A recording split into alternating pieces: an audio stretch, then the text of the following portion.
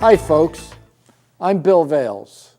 On this Fun with Science, we are featuring the Littleton Robotics Team 6328.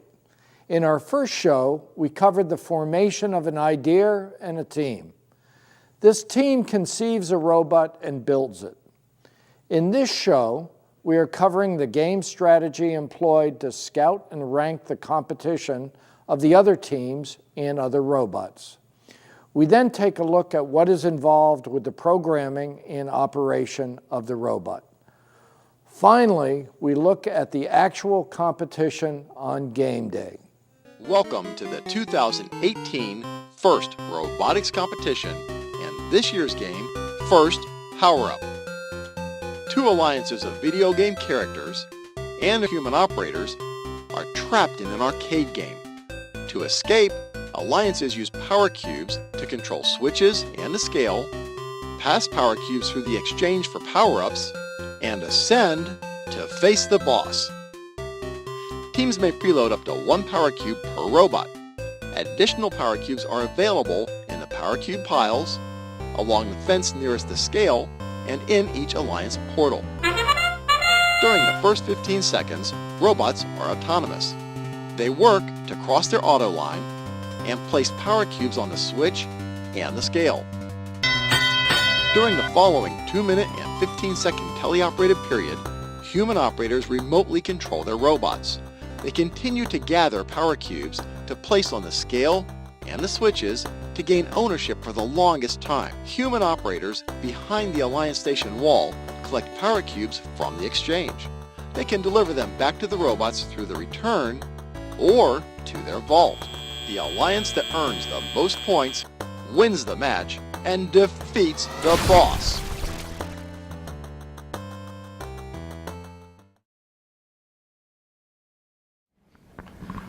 Okay, Brett, what room am I in now? So this is our practice area. Okay. This is essentially a practice field that we drive the robot around. Okay. We use it both for driver practice and for developing autonomous sequences that the robot follows under computer control. Okay. So what we're going to do here is some driver practice. We have our drivers, driver and our operator behind the controls over there. On a real competition field, they will be behind a glass panel, but here this is as close as we can get. And they're going to be doing a couple different things. This over here is a simulation of an exchange where the cube needs to be transferred in the bottom and can be delivered out the smaller hole that you see at the top. And then this here is a simulation of a switch where the robot needs to deliver the cube onto the plate of the switch. This structure here is a ramp which would be in front of the scale, which is a tall structure in the middle of the field. Mm-hmm. And because it's a ramp with corners and things like that, that provides some challenges to the drivers. So we want to make sure that they can get on and off well on that. Give it a spin. Absolutely.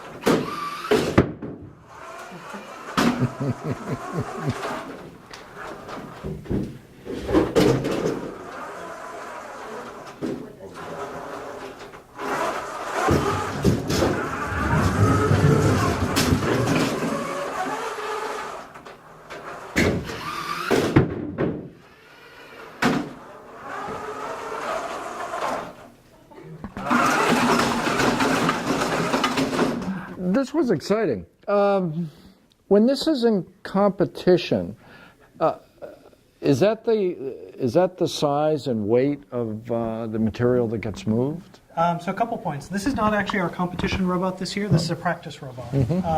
The size and all of the scale is in fact, or of the switch rather, is representative of what we'll have on the field. Okay. So whenever we're practicing, we try to have models that are as close as we can produce reasonably to what we're actually working with. So like the structure that you see in the back by the drivers there is actually part of a scale that includes some climbing facilities and things like that. These models first provides plans for how we can build a simple field model out of plywood and commonly available materials at relatively low cost so that teams can set up practice areas like this. For reference, this area that we're in here is about a quarter of the size of the actual field. The full field is 54 feet long, so we can't fit all of that in here, so we do the best we can with the area that's available. Sometimes we even do things like run down the hallway for part of this space, just to have more room to drive around. Now, when you're running your robot in competition, is there just one robot running at a time? So on the competition field, there are 6 robots at a time. There are 3 on one alliance and 3 on the other. And the pairings initially during qualification matches are random. So your team will be matched up to play about 12 qualification matches with other teams. You form a blue alliance or a red alliance. You see we have red bumpers and blue bumpers you've seen on different robots around here. That's why, because you swap between the red and the blue depending on which alliance you're on. I see. After the qualification matches, if you're a top-ranked team, then you choose other teams to be part of your elimination alliance. And you continue to play with those groupings through the elimination matches. Yeah. There must be a tremendous amount of competition and excitement that goes on in one of these meets. Can you say a little about that? Sure. The amount of energy and excitement that goes on is just tremendous. You have everybody out there that does this type of stuff. Everyone's screaming and shouting. Everyone's rooting for their teams, for their alliances. Yeah. At the same time, part of what FIRST is about is teams helping one another, and gracious professionalism and cooperation, as they call it. And so, for example, we had a situation last year where our robot broke, and we were desperately trying to fix it before our next match started. And it was incredible how many teams came up to us to offer assistance. Do you need to borrow a tool? Do you need to borrow a part? Do I need to run and get something for you? Those types of things. It was really, really heartwarming to see that kind of interaction. That's great. And so much work goes into the whole life cycle of this, from the design to... Absolutely. It's a really tremendous something. number of hours on the part of the kids, of the mentors, of everyone that's involved. Yeah, okay. All right. Well done. I'm here with Chris, and we're going to talk about the scouting and strategy component of this. Chris, can you say a little bit about which part comes first? So in strategy and scouting, the first thing we have to do is make a sheet like this that has all the components of the game that a single robot team can accomplish. Okay. For example, in this game, a robot can deliver a cube to a switch, which is a little buckets on the ground that tilt depending on how many cubes are in that side of the switch. It's kind of like a seesaw almost. And if you have more cubes in your side of the switch, you gain points. So we scout things like that, what they can do, how many cubes they could put in the switch, and then also how well they put cubes in the switch. So you're scouting your competitors' robots to see how they deal with their cubes? Yes. Okay. And then with that information, we can develop a strategy for our next match that says, oh, well, we're against a team that can very well place cubes in their own switch, so we might want to play a little bit of defense, hit them up a bit, kind of throw them off their game so that they can't score as well as they normally do. So do you have to go in there with like a disguise on or something so they don't know you're scouting? No. All the matches are really public in the middle of a stadium. Okay. We can just sit up in the seats and watch from afar. Okay. Yeah, there's not much sleuth to it, I guess. Okay. It's pretty public. Okay. And you take notes on that Yeah. and you bring them back to your team. Okay. Yeah, we have a special scanning system this year where we can put these sheets in through the scanner, and then a computer for from another team member automatically compiles all the data and puts it in a list of like best to worst kind of. It's pretty neat, and that really helps us see which robot is the best. So you order the things on probability, sounds like, Yeah. you know, and based on that, you determine a strategy that you're going to take. Yep. I see. Interesting. Now, do some competitors like fake you out? They say, hey, we know 6328. They think that we handle cubes in such and such a way. When we're competing against them, let's do it altogether different. Actually, that's not too often, but one aspect of the scouting is actually talking to the teams and then trying to find out, like this is before any matches have actually happened. Okay. So we're just going off of their word, and a lot of teams like to really boast up how well they can actually do things. So they would say, oh, we can easily get 10 cubes into our side of the scale, or switch, I mean. Yeah. And then when a match happens, you see that that's completely wrong, and it could have thrown off your strategy, like you said, and we would have prepared for the I other. see. You mean they might lie to you? Yeah, they would Yeah. they would lie, and then Yeah. you would see that their capabilities are actually a lot less than what Yeah. they said. But you must have that figured out because you probably lie to them, right? Yeah, we're good at handling it. Yeah. Most times teams lie. It's pretty outlandish, like Yeah. a number that's just way too ridiculous. Okay. So it's pretty easy to spot. Okay, so that gives us a sense of the scouting. Now, how do you adapt that to the strategy? I think you mentioned some components of that, but why don't you go Yeah, through so that again? what I mentioned earlier is only half of how we take the scouting into strategy. At the end of normal matches and at an event, there's the playoff section starts, and at the beginning of playoffs, the top 8 seeded robots in the event actually get to choose 2 other robots to be on their team. So that's the main part of what our scouting does. It allows us to pick the 2 best robots that we can get. For example, at this past event, we were able to choose 2 robots that really well complemented our capabilities, and then we were able to So win. for instance, when you scout someone, you may make them a member of your team. Yes. So we always put that into mind. saying- Okay, so it's so it's not really lying that you're going one-on-one with someone, Yeah. because they must be trying to figure out, geez, I'd like to be a member of 6328. Very interesting. Yeah, so it's a lot of our scouting is just how well they could do with us, not necessarily if we were going against them, what could they do? Yeah. Do you play chess? I do. This is a bit of a chess match. Yeah. Yeah. Okay. Okay, so then a little more on the strategy. How do you compile now the results of your scouting? So after we fill out one sheet, each sheet has 3 different matches that a team can compete in. After we fill that out, we just send it through a Scantron, and then it automatically puts that data into a file, and then we can just look at the file that it creates and see all of the different numbers. If we click on a team, how many I see. cubes they can score, how well they do it, all that stuff. I see. So all your scouting is based on a fixed set of attributes. Yes. Okay. So it's I not see. many opinions that we put on there, like say, this Yeah. is good or this is bad. It's more of just numerical scales. I see. All quantifiable Yes. information. Chris, how do you? This form looks like it's in a definite format. Okay, boxes, and I even see registration marks, I guess, in each corner. The black marks. How is this? How are the results of this scanned or compiled, I should say? Okay, so another member of our team named John, he used a program called Alteryx to develop the format of these sheets and place the certain like categories of boxes where they need to be, and also put in if this box right here, for example, like box X, was scanned, what it would mean to the computer. So if one box under 2 alliance switch times 1 was filled in, the computer would know that means that they delivered a single box to the alliance switch. Okay, and this software was done by a team member of 6328? Yeah, the software was already in place, but he used the software to create our forms. And I see. So it's probably some general form scanning software, Yes. and it was applied.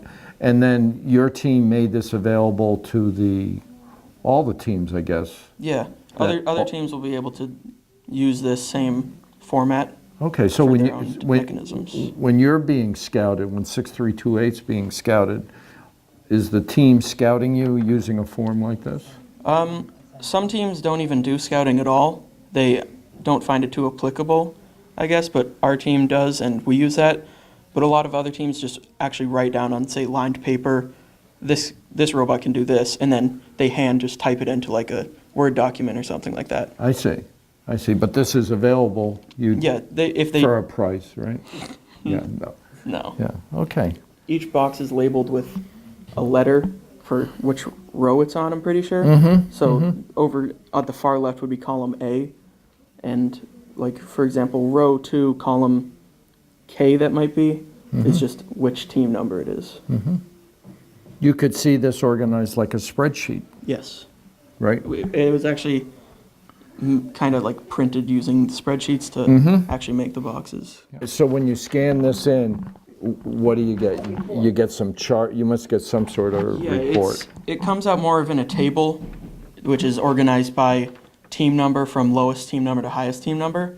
And then upon clicking on, it's all on the computer, so upon clicking on any team, you instantly get like a row of columns labeled like cubes delivered, efficiency of delivery, and then efficiency of driving, intaking the cubes, all sorts of things. Okay. Well, I'm here with Elliot now, and we're in the programming area, okay? And we've seen different parts of what you folks at 6328 do in terms of designing the robot, assembling the robot, fabricating the pieces, driving it around, but you do the programming of the robot. Can you tell us a little bit about the programming? We're in front of a, what are we in front of here, Elliot? So this is the driver station, and we bring it to the field, and it's what we use to control the robot. Okay. You have some... Yeah, we have some joysticks here, so there's one for each hand, and those are used by the driver to drive the robot around. Then over here we have a control panel that's used by the operator to operate the other mechanisms on the robot. So this here, that's the elevator and the intake. Okay. Is this operated by one person? Two. Two so there's people. the driver using these two joysticks, the operator on this panel. Okay. Here, hold that for a second. So the driver's here like this? Yep. Right. And you have an iPad here? Well, we use that as our driver station computer. Okay. So it's receiving all the inputs from the driver station controls, and then it's transmitting them to the robot. Okay, so as the driver is working their joysticks, what are they seeing here? Are they getting feedback on this? So there's some general robot status information, but the big thing is that it displays a feed from the camera that's built into the robot. Because in certain parts of the field, it's hard to see the robot. So we have the camera to help with lining up with things. Oh, neat. I didn't know you had a camera in there. What do you have over here? So this is the control panel for the operator. It has lots of controls for various mechanisms, and it's designed to make it easy to accomplish tasks. So this joystick here can be used to control the elevator, and then there's buttons here to turn the intake on and off, and then to eject a cube, and we have a little slider for how hard to eject it. So the elevator, that's to pick up a cube, well, that's to raise a cube up? Yeah, that's the mechanism that lifts the intake up and down, and then the intake actually grabs and then spits out cubes. Okay. And the eject Yeah, that's gets rid of the cube? yeah, Puts it into the hole? yeah, Or wherever you want to put it, I guess. yeah. There's several different places on the field where you might want to put a cube. Right. Okay, so you got two people here doing their thing. How do they know what to do when? Well, in addition to the two people using the driver station, there's another person whose role is the coach, who doesn't actually interact with the controls, but they're keeping track of what's going on in the match and are doing strategy during the match and directing the two drivers with instructions about where to go and what to do. Are they like going out of their mind, telling you to do this, that, the other thing? Or are they very controlled and, you're all very cool about what you're doing? I think it's definitely very stressful at times for the I bet. drive team. Yeah. But Yeah. You look like you handle stress really well. well, I'm not actually on the drive team. Oh, but- okay. Okay, well, maybe they should think of putting you on the drive team. You have a Mac here Yeah. with a bunch of programming code on. How is this used? So this is the laptop that I use to write code and then download it to the robot. During matches, we don't use it. We just load the code onto the robot beforehand, and it's just saved to the robot's controller. Okay, so you're writing code, and what language are you using? We write the robot code in Java. You write it in Java. How long have you been programming in Java? I've only ever done Java for FRC, so this year and then last year as well. Okay. Okay, you consider yourself pretty proficient in Java? It's not the language that I have the most experience in, but I'm pretty good with it, I think. I see. What language do you have the most experience in? Probably Python. Interesting. Okay. All right. So these are the primitive operations that that the robot can perform. Well, that's part of it. Mm-hmm. Some of them are simpler than others, of course. There's some simple ones like turn on the intake, and there's more complicated ones like run an auto sequence. Okay. And there's also some general control pieces. There's one whose job it is just to connect all the buttons to actual functions. And then there's other blocks of code that interface to the physical systems on the robot and actually control them. So there's not a huge number of those. There's drivetrain, elevator, intake. There's one for the cameras. Yeah. Now, you're writing the code as the robot's being developed, correct? Well, during the build season, we tried to get a lot of the code written beforehand so that as soon as we had access to the robot, we could test code on it. Okay. And we don't expect it to work perfectly since it's never been tested. Sure. But we don't have a lot of time with the robot, so we want to have the code set beforehand so that all we have to do is debug and then tune. Yeah. Now, are you able to test the code before there's a robot? Do you have like a prototype environment that lets you test the code? Well, the primary way we test code before we have the robot is by testing it on the other robots that we have. I see. Like last year's robot was used heavily, and we also have used this one here for some things. I see. So from robot to robot for each year, there's a set of functions that each robot will perform that allows you to test some of this code. A lot of the stuff, primarily the drive, does carry over. There's obviously the specific mechanisms like the elevator isn't on either of the other robots, but that's simpler than the driving.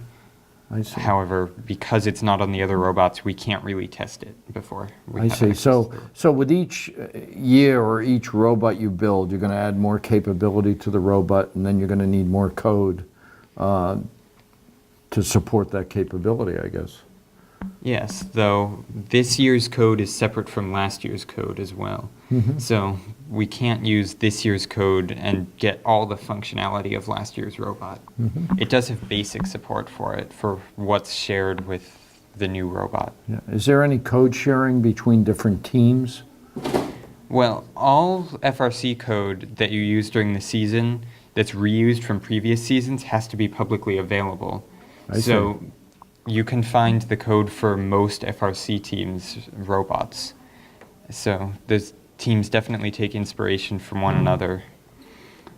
Great, great. How long was the programming effort this year? And do you do the programming by yourself, or do you have a team of programmers that work on this? So we've been working on this year's code since the beginning of this build season. There's been a few periods so for most of build season we were just writing, and then there were a few days at the end where we were testing and tuning, and then the robot had to go in the bag and we were working on other stuff, and then we've done a bunch of development at competitions, since that's at this point all the time we have access to the robot. And then we do have a programming team, but most of the people are new to it this year. So this season, we've mostly been working on training them, which means that I've ended up doing most of the actual code. Do you like wake up in the middle of the night saying, "Oh, I know where that bug is"? That used to happen to me when I was programming. Well, I do sometimes think of things when I'm not here. Yeah. I've never woken up in the middle of the night, but I definitely have come up with ideas. Yeah. You are one cool person, I'll tell you that. This is really something. Now, you had mentioned 2 modes of operation. Can you explain that a little bit? The autonomous mode and the, what was the other one? Teleoperated mode. Teleoperated. So yeah. every match is 2.5 minutes, Okay. and it begins with a 15-second autonomous period where the drivers are not allowed to touch the controls, and the robot has to use the code and run certain tasks. However, most of the tasks are worth more in auto because it's harder to do them autonomously. Mm-hmm. And you can get special bonuses by accomplishing certain objectives. And then for the rest of the match is the teleoperated period where the drivers are controlling the robot and driving it around and operating the mechanisms. I see. So when this is in when you're running in autonomous mode, the robot must have programmed in it a map, right, of the playing surface? Otherwise, how does the robot know, you know, where to go on the playing field as opposed to just running into a wall or something like that? So the code has lots of individual sequences that get it between 2 known points. So we can figure beforehand through the driver station where we're starting the robot on the field. Mm-hmm. And then when the match starts, it looks at what you've selected on the driver station and where it's trying to go, and then executes the appropriate sequence, which causes it to go in the appropriate path. I see. I see. Okay. Well, you've given us a great understanding of what you've done here. This is a lot of work. This is really a lot of work. Your programming code looks structured. You even have some comments in there, which I think is pretty good. Do you write up the design of what you've done, so when you go on to other things, you can just hand over the design to someone? We don't have any specific design documentation. The code's broken into lots of individual pieces so that each piece does a specific thing. Yes. And we've tried to use things like comments where things aren't obvious Yeah. in terms of purpose or reasoning for doing things a particular way, or that sort of thing. Okay. Well, this is the programming segment of this operation, and this is going to be an easy question. What's that number what is that number? It's in binary. 6,328. I could have guessed that, but So where is the computer on the robot? So there's a dedicated robot controller that's manufactured and designed for FRC called the RoboRio, and that is basically a little computer. There's also lots of I/O, so we can hook lots of devices up to it, and it has specific hardware in it to be able to communicate with and control a robot that your average computer like this doesn't have. so the robot, and thanks to the camera crew for throwing in that very good question. So the computer that's on the robot, that's what you download this to? Yes. Yes, okay. And that has a fairly and that's the same computer that all your competitors are using? Yes, the entire control system is standardized so that they can help troubleshoot, and also so that there's a unified way to control all the robots. Okay. So like, the field automatically enables the robot at the start of the match and switches it between modes, and it also gives the field the ability to emergency stop your robot if something goes wrong. I see. And it makes sure all the robots aren't moving when they're not supposed to be. I see. Interesting. Well, thank you very much. Are there any more questions from the camera crew? Thank you very much, Elliot. That was a very good explanation, and that's programming at 6328.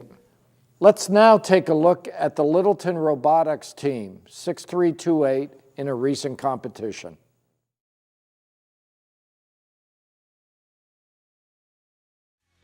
All right, we'll get rolling here in just a moment. All right, drivers behind the lines in 3, 2, 1, power up! Welcome to match 81. Already 11:53 and 4H Alarm Robotics working the blue switch, mechanical advantage in gale force, taking control of the red one. Walpole looking to go in for a second cube. They miss. Don't deliver anything. 39 to 33 in favor of the Blue Alliance as we switch to driver control. 4H Alarm Robotics 2079 throwing a power cube through the exchange while the Cyber Colonels 1740 for Blue taking control of the scale. Blue Alliance already activating their boost power up, boosting on the switch, doubling the points to 2 points per second. Over there for the Red Alliance, 63-28, trying to maintain that number 3 rank.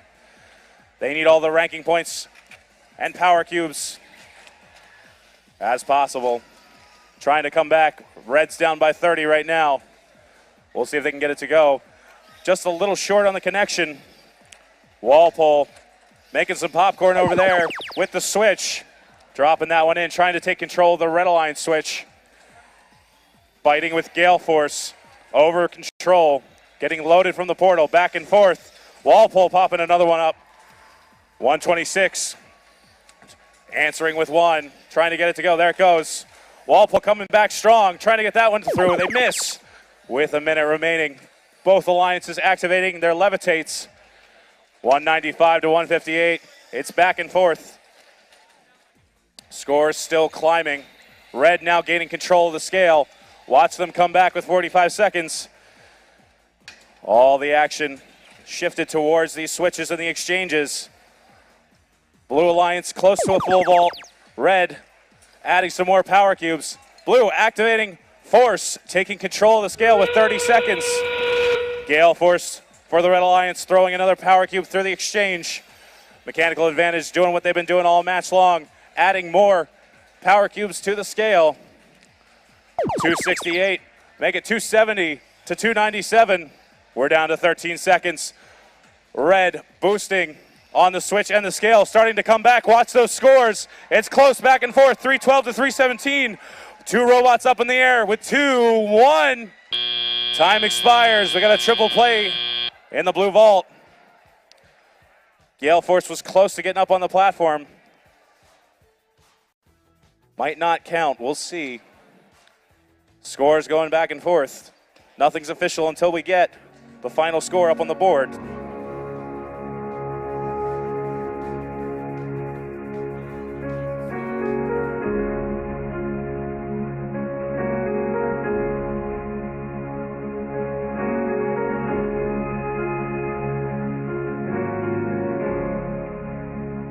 Wow, what a process. From idea inception to team building to product build and test, and then the actual competition. The competition has every bit of excitement as a sporting event. This entire process yields many benefits, from STEM knowledge to team building to professional cooperation and competition. And the fruits of this work will be transitioned to future teams to benefit from. New teams will build on this work and return the favor to those that follow. What a great program. Congratulations to Littleton Robotics 6328. We hope you have enjoyed these shows.